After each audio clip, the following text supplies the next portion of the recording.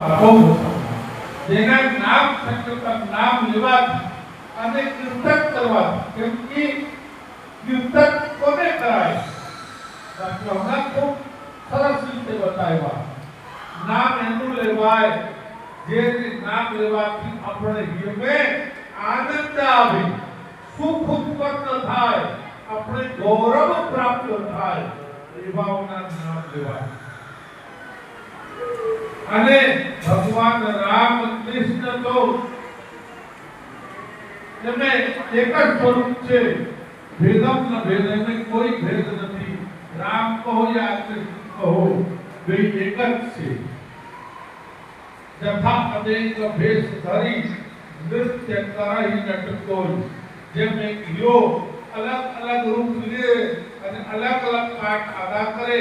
એવી રીતે ભગવાન પણ ભક્તોને કાર્ય પૂર્ણ કરવા માટે અલગ અલગ રૂપ ધારણ કર્યું અને ભક્તોને કાર્યને પરિપૂર્ણ કરી ત્યારે પ્રહલાદ પર વિપત્તિ પડ્યા હિરણ્યકશ્યપે એવું વરદાન માંગ્યો હું સવારે નહીં મરું સાંજે નહીં મરું દિવસે નહીં મરું રાત્રે નહીં મરું ઉપર નહીં મરું એઠે નહીં મરું મનુષ્યથી ન મરું પશુઓથી ન મરું પશુઓથી ન મરું ત્યારે ભગવાન ના મનુષ્ય ના પશુ અર્ધા શરીર મુખ એમના ધડ આખા મનુષ્ય